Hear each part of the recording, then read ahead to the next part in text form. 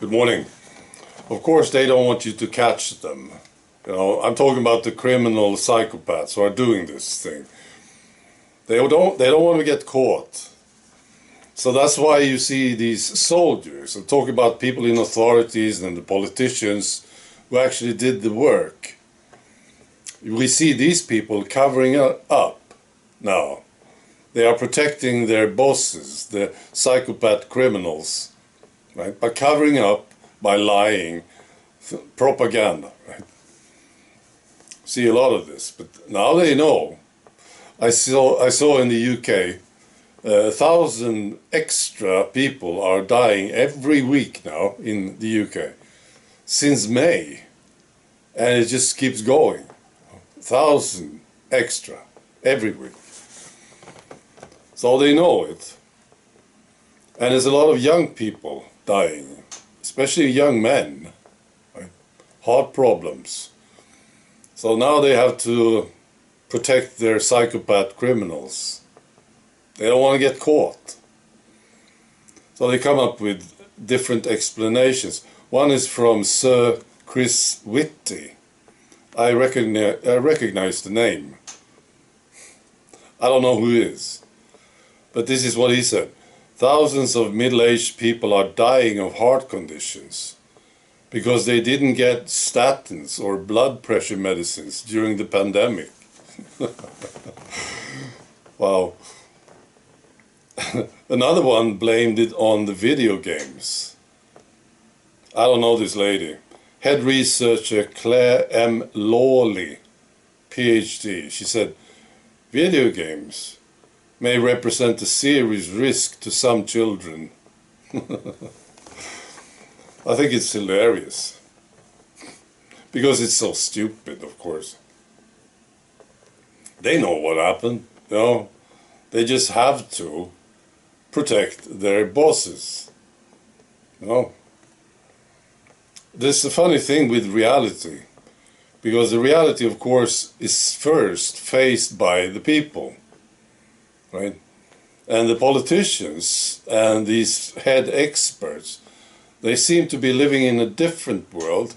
You know, they don't seem to meet people. That's what I'm saying.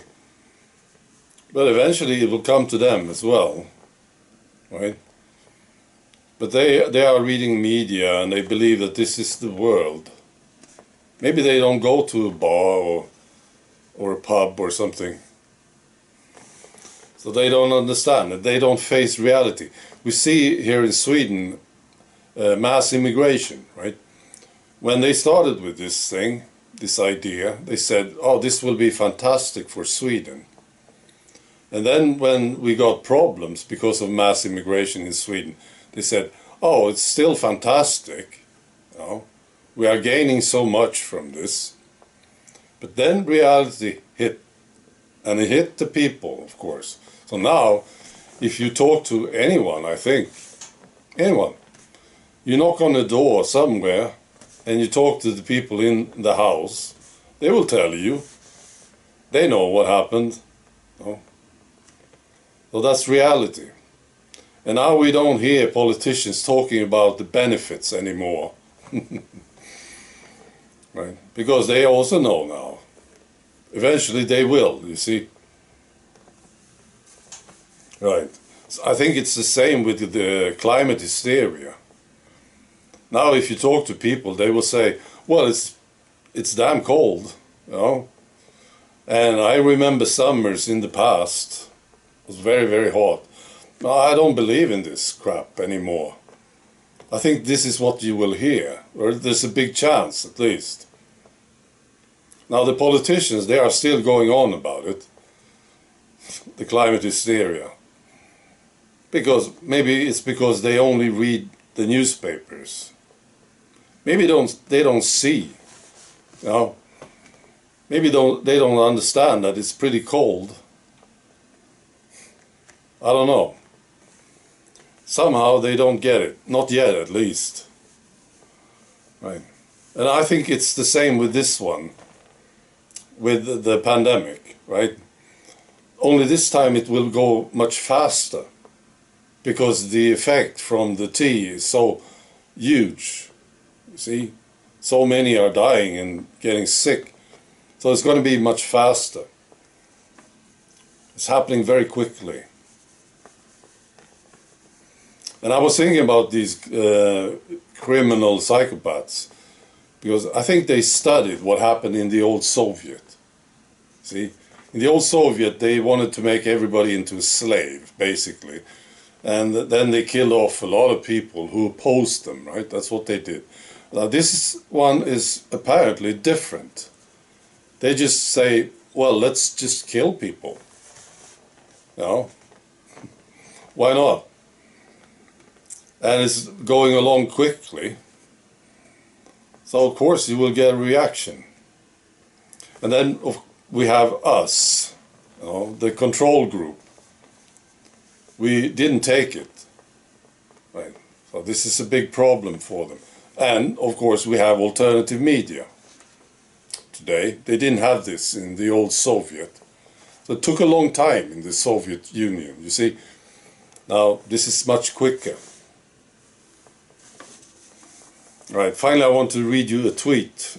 It was posted on the 1st of January by this lady, Dr. Natalia, medical doctor, somewhere. And the tweet went viral, and then it was removed. Already it's gone.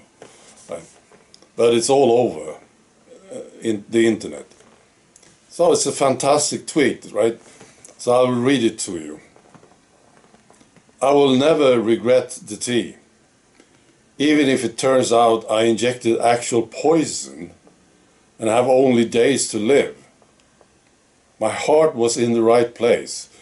I got the tea out of love, while the purebloods did everything out of hate.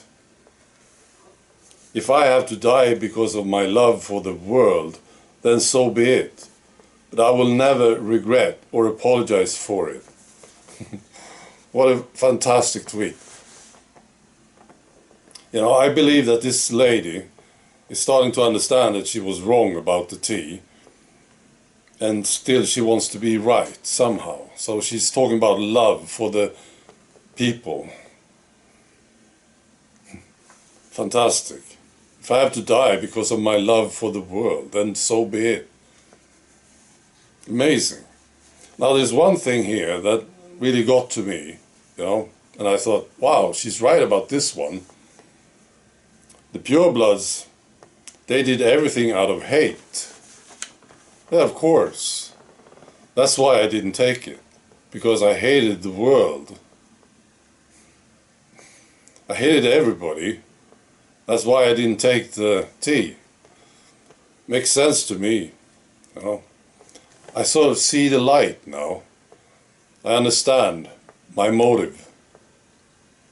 I was just being hateful, you know. Makes sense. What an amazing tweet. Alright, be good.